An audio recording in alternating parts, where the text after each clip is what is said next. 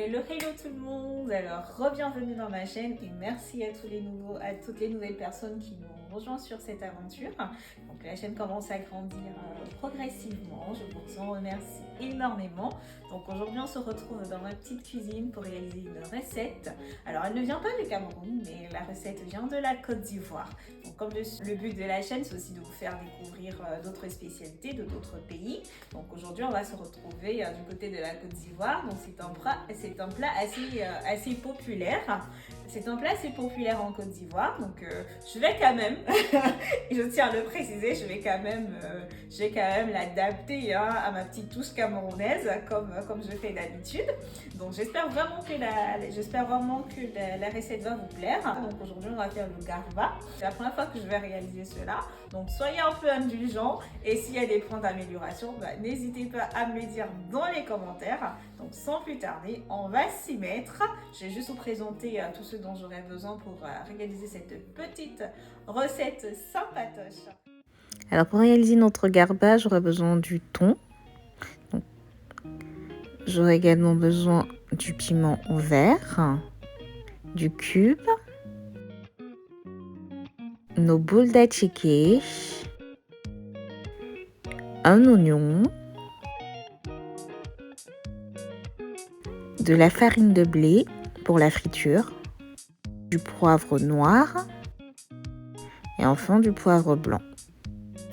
Alors, nous allons commencer par assaisonner le thon. Alors, je vais commencer par mettre dans un petit mortier. Je vais commencer par mettre dans un petit mortier du poivre blanc. Et ensuite,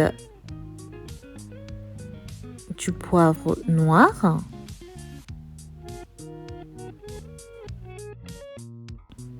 Un cube Maggi.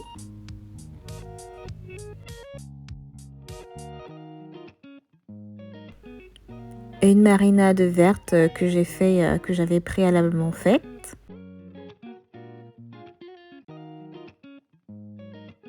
Et enfin, je vais rajouter une cuillère à soupe d'huile de tournesol. Et je vais venir mélanger le tout. Et on obtient une pâte comme celle-ci.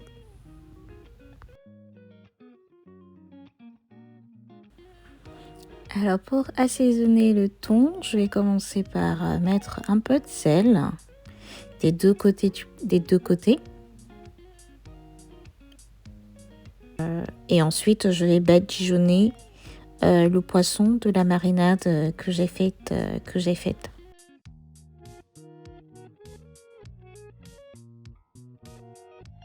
Alors donc là, après avoir fini de badigeonner le poisson, je vais le mettre à reposer pendant environ 30 minutes.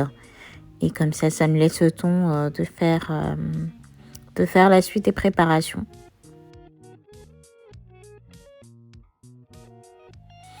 Alors là, pour la friture, j'aurai besoin d'une panure. Donc dans un bol, je vais mettre un peu de farine de blé que je vais assaisonner. Donc là, je vais mettre un peu de sel, un cube et enfin un peu de poivre blanc.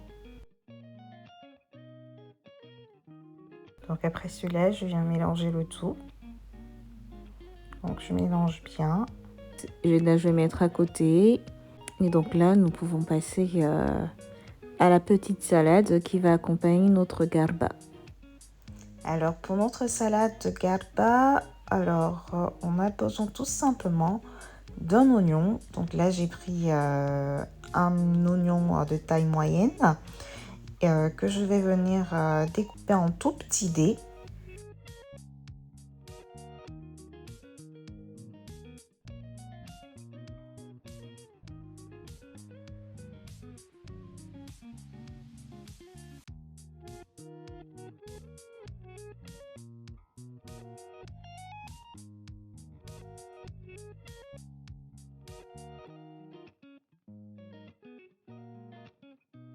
Et je vais également faire pareil pour le piment. Donc Donc la salade de garba se compose uniquement de piments et d'oignons qu'on va venir découper en tout petits. Donc c'est ce que je fais.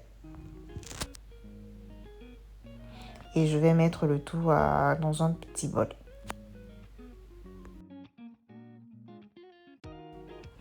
Alors donc là j'ai mis, comme je vous l'ai indiqué, dans un petit bol le piment et les oignons. Donc je mélange le tout et je vais mettre cela à côté. Alors là, pour la cuisson du poisson, donc nous allons faire frire notre poisson dans une huile bien chaude. Donc pour la friture, je vais mettre à chauffer une poêle avec de l'huile. En attendant que notre huile chauffe, je vais venir mettre le poisson dans la panure. Donc je vais bien paner mon poisson des deux côtés avec la farine de blé, pour éviter que le poisson ne brûle. Donc je vais bien badigeonner les deux côtés de mon poisson.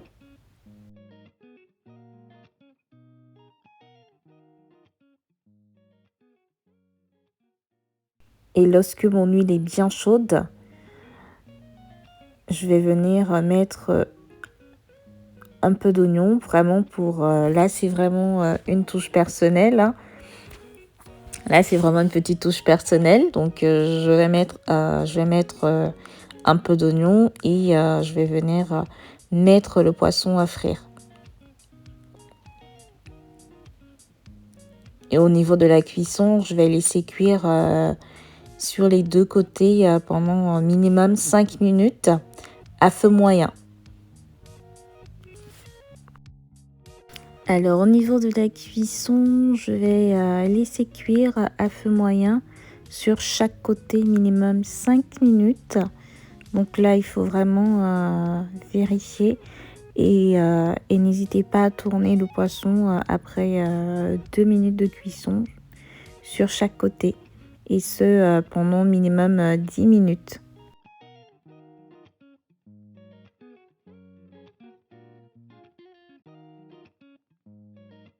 Alors, vers la fin de la cuisson, n'hésitez pas à remettre le feu à fond pour vraiment faire dorer le poisson. En tout cas, moi, c'est ce que j'ai fait.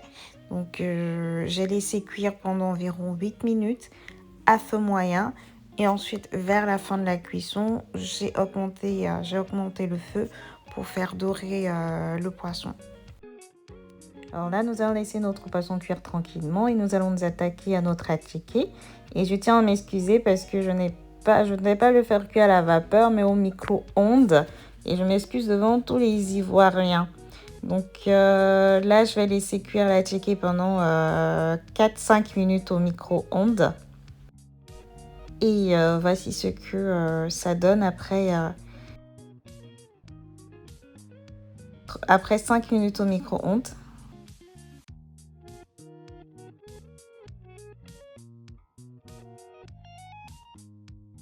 En tout cas, je vais essayer de séparer mon l'attiqué.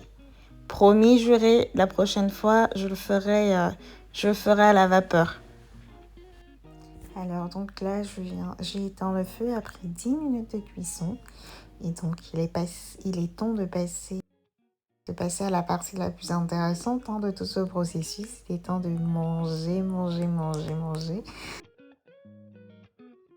Donc, j'espère vraiment que la vidéo vous a plu parce que moi, j'ai énormément pris plaisir à vous la tourner. Donc, si la vidéo vous a plu, pour me soutenir, vous savez ce qu'il vous reste à faire. Vous likez, vous commentez, vous partagez et vous n'oubliez surtout pas de vous abonner à la chaîne. Et moi, je vous dis à la prochaine vidéo. Je vous fais plein de gros bisous et je vous souhaite un très bon appétit. Bisous. Et je tiens à remercier Mariette, ma copine ivoirienne, qui m'a fait découvrir ce plat délicieux. Bon appétit. Bye bye.